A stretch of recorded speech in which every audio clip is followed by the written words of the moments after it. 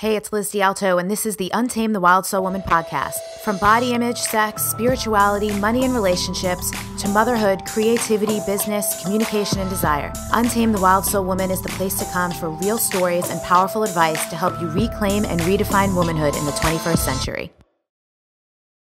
Liz D'Alto here, creator of Wild Soul Movement and your host for Untamed the Wild Soul Woman, where I get to have all these phenomenal conversations with very powerful and inspiring women who just do stuff their own way. It's been so magical to have all these conversations. And today is, I don't want to be biased. I don't want to make anyone else feel bad, but I am super extra excited to speak with Sonia Choquette here. You can read her full bio below, but I want to tell you personally why this is so meaningful for me to have Sonia here today. About a year and a half ago, I was going through a breakup, and there was this defining moment when I was listening to her book, Ask Your Guides, on Audible. I was going on a road trip, and I just kept hitting more and more traffic. My trip ended up taking like twice as long as it was supposed to, and I'm sitting there going, it's because I need to listen to this whole friggin' book today, because it was all about how to communicate with angels and spirit guides and things like that. And I was just at a point in my life where I really needed to invoke the divine, and I really needed to know that I was connected to all those things. So thank you so much for being here, and thank you for just being you. Thank you, Liz. This is wonderful. It's great to be with you, and I'm glad you discovered Ask Your Guides. And I know you have like 19 books or something like that, right? Crazy. Well, I'm a teacher. Yeah. I love to teach, and the best way to do it is through my writing. And there's a lot to share. I mean, I feel like we cannot live our lives freely and fearlessly unless we know that the universe has our back. Yeah. And we need the tools, just like we connect on Skype, and this amazing miracle can happen that we're having this connection, and we're not in the same place, and we're not physically together, but we're having this wonderful, uplifting experience. It's the same with your guides. You can raise your own frequency by coming back to your heart and learning a few things about what's available. Your life you can start making that contact with your guides and with your higher self, which is your best guide. And your life can be a whole lot easier than the struggle so many of us experience. Yeah, and I'm serious, so much easier. So I want to ask you, there's one question I've been asking every single woman, and that is, what do you love about being a woman? I love that I don't have to answer to anyone. I love that I am so comfortable in my own skin and in my spirit and in my beauty and in my magic, that I can be who I am wherever I go and feel the love that is in me and coming back to me. Yeah. So I know some of this from reading your book, but there's probably people watching who haven't. Was it always like that for you? At what point was there a turning point in your own life where you opened up to all of this? Or how did you find yourself in a position to be feeling that love and knowing, like, I don't have to answer to anyone, I can just be myself? I think in my 20s, I was very much a woman and very much in my feminine energy, but not in my feminine confidence. I think that the turning point for me was once I started publishing books and not just working with clients one-on-one, but actually meeting and speaking with people in groups, that I really felt that being a woman and coming back to your feminine energy, which is to me also your heart-based energy, mm-hmm. and your intuition, really is a blessing. And I started feeling grateful and blessed that I'm not stuck in that thinking brain. I'm not defining myself by my ego. I'm not judging by appearances, and I can really connect with life more intimately. And that's when I really started feeling this beautiful transition, and it's kept growing. And I have two beautiful daughters who are now in their 20s, and I see them enjoying being feminine and unapologetically confident. And so it just fills me up. I think the world needs our feminine power and love. I agree. So I'm wondering, do you now feel confident 24/7? And if not, what do you do when like those moments of insecurity strike to snap yourself back into it? Well, I mostly feel confident because I'm not looking for my value in anybody else's eyes. When I'm questioning my confidence, I know it's just because I've overgiven. And that I need to come back, be quiet, be alone, fill myself up with stepping away from the world and indulging myself in the things I love, which is maybe a cup of tea and watching my favorite ridiculous TV show, or, putting my feet up and having girlfriends over and we just share a bottle of wine and just tell stories. I know that it's always that I have spent too much energy and not filled my own well up. And so that always snaps me back. Always snaps me back. So just for fun, I have to ask, what is your favorite or are your favorite ridiculous TV shows?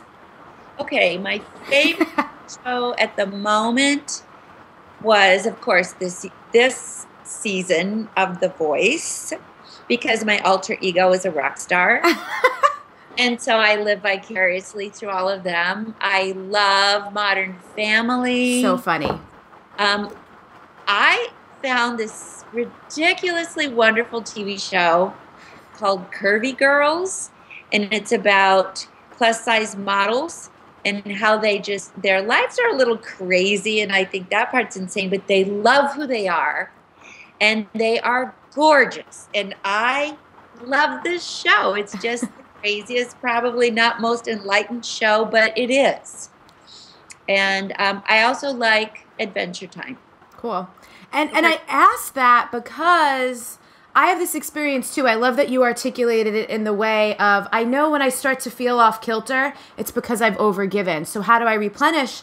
And sometimes that's just doing like really normal stuff, like drinking wine or watching TV. And I think there's a difference between using those things to numb and just relaxing and recharging. I think, absolutely. Yeah, like I think sometimes when people are into spirituality or personal development or any of these things, sometimes we judge ourselves that it has to be all enlightened all the time. And that in itself can be exhausting. Well, I think that then it becomes pretentious and inauthentic and just doesn't allow for the full range of the human experience. Yeah. So I'm as silly as anyone. I will play a board game with my friends and just have a ball. I will watch an episode of Sherlock with Benedict Cumberbatch because he's so cute. I mean, these are the things I do to recalibrate. Yeah. I like that. And I like the word recalibrate. That feels like a really great word to describe it. So you talk about sixth sensory living. There we go. I won't say it 5 times fast. I love it. I love it so much.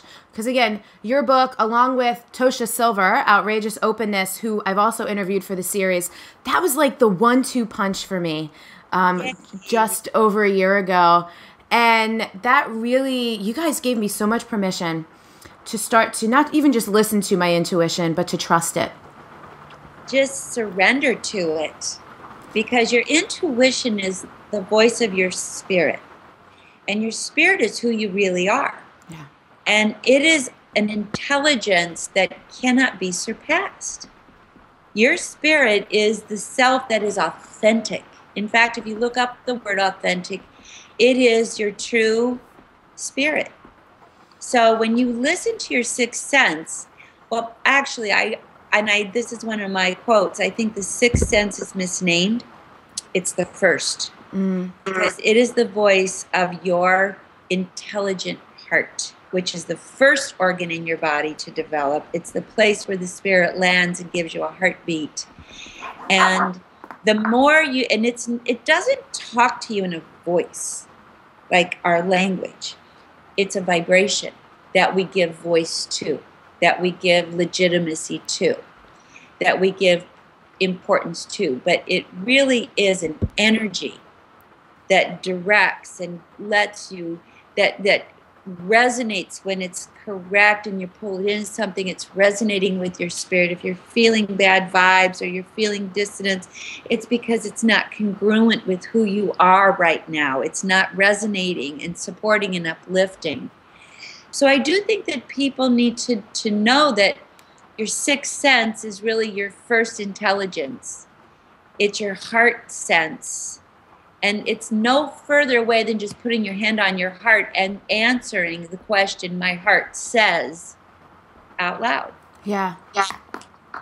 And it's so crazy how simple it is. I think people have an expectation that in order to tap into your intuition, you have to do all this stuff. And it's just a matter of getting the message and trusting it. I think that the biggest shift is when you get the message, say it. Don't just think it. Because when you name it, you claim it. Ooh, I like that. That is the factor that changes things the most. When you start saying, I have a vibe, or I'm getting this feeling, or my spirit says, or my intuition says, even if you're not willing to follow it at that moment, just express it. Because once you express it, it's kind of out of the box. Yeah. And once it's out of the box, in a very, very short period of time, you will begin to see this is reliable. What I felt was accurate. What I felt had value. And I tell my students, every vibe means something.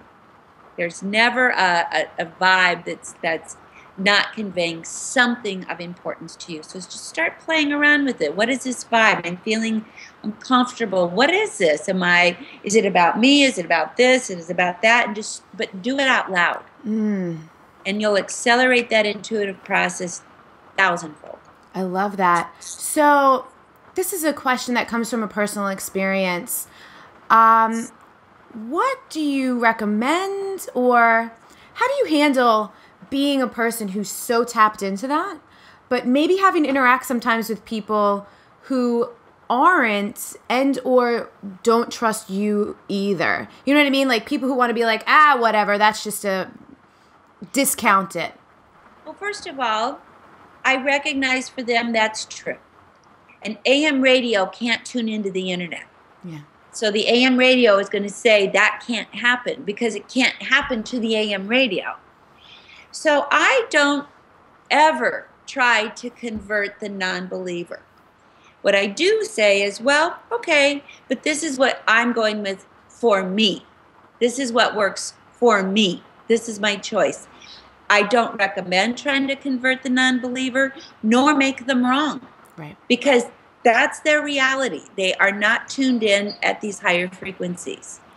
And it's interesting you asked me that because I was introduced to a man at a party, and the first thing he said to me is, I'm an atheist, I don't believe anything, I think that what you're talking about is crap, why don't you convince me otherwise? And I said, no, I'm okay with how you feel.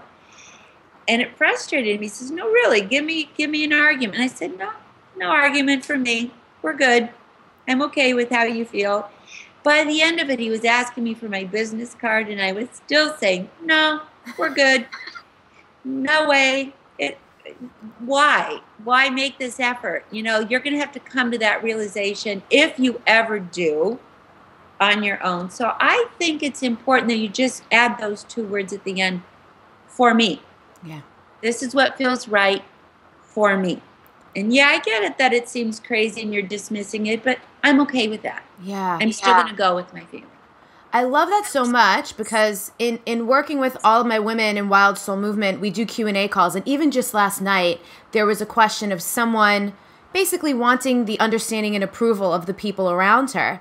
And the minute I asked, well, do you even need them to understand? She went, oh, No. And it was just like this opening, like lifted, because I think that's kind of like culturally put into us that we want to be accepted. And But not just culturally in generic form, women yeah.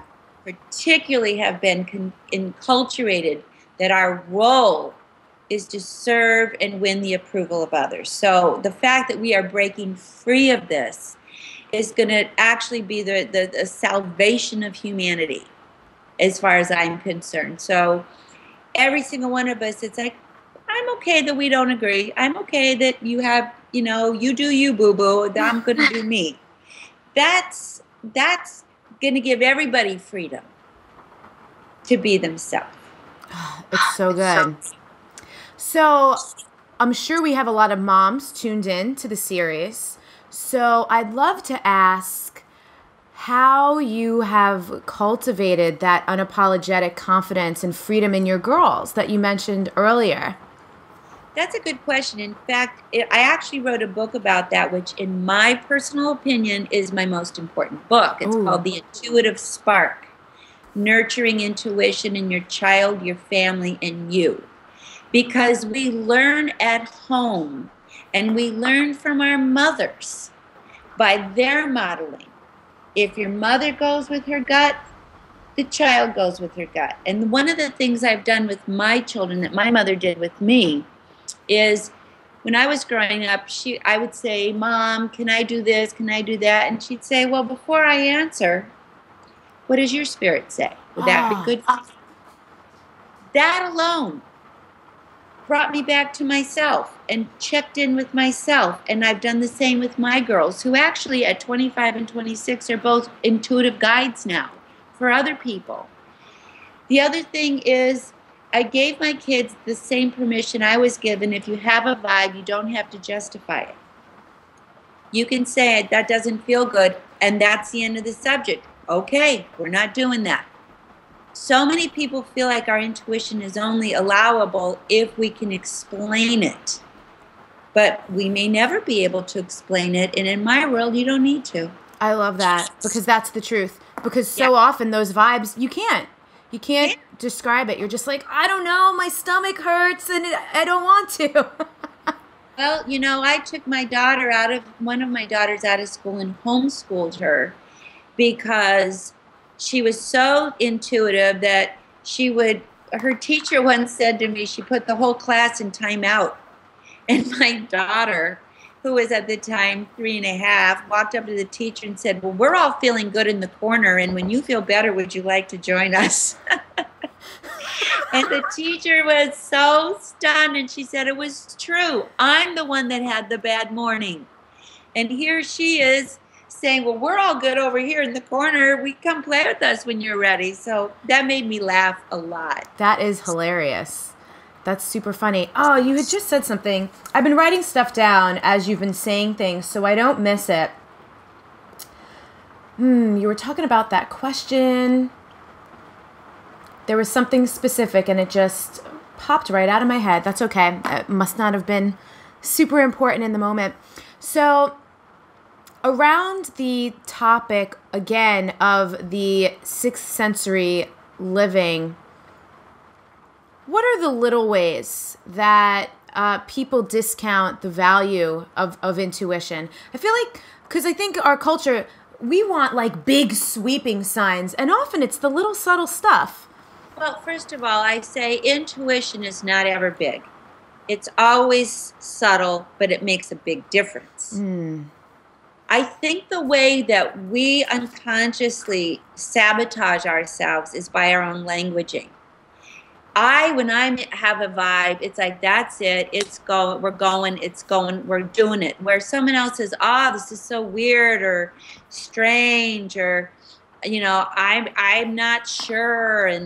And we actually affirm to ourselves that what our own experience is not valid. And so I really encourage people to watch your languaging. I mean, just say, I'm getting a vibe, and that's it. This is a great, great thing. My intuition is my best friend. Really start creating a dynamic that you embrace your intuition instead of excuse it or hesitate or fear it or laugh it off or, oh, it's weird, because it's not. It's fabulous. Yeah. It's fabulous. And if we can start responding that this is a fabulous clue in for me and I'm going with it, it's like turning the dial up 100%. Yeah. And what about for people, because I bet we have, there's always a full range of human beings, the super left-brained people, but with the desire.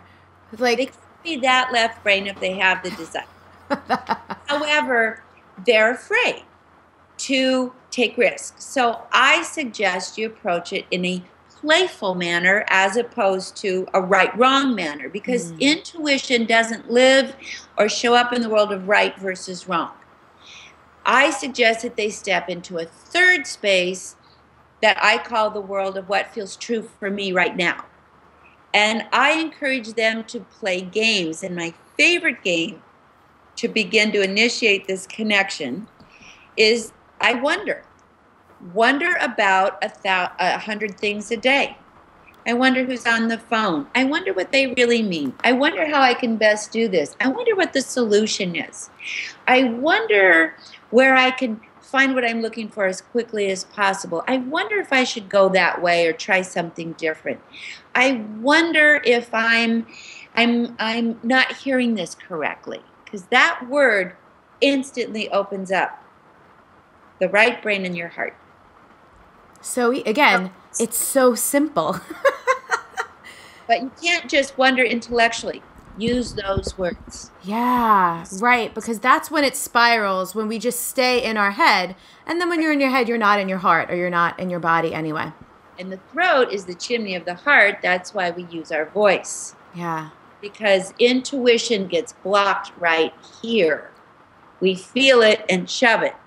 But when you can open this, the chimney of the heart. This is the chimney of the heart. So begin to just wonder out loud. Just wonder out loud. And another thing that I do for my left brain heavies is to say, I say fill in the blank. My head says fill in the blank. And then I have them put their hand on their heart and I say, now my heart says fill in the blank. And do it fast. And they'll find the heart says something very different. I love that, and I'm so glad you're saying that. I remember that from the book, doing that. The physical act of putting your hand on your heart. Do you know why it's so magical, or is it just works? It works because the hands are the expressions of the heart, so you close the circuit and bring yourself back to you instead of being oriented out trying to figure out the world around you. It pulls your energy back to self.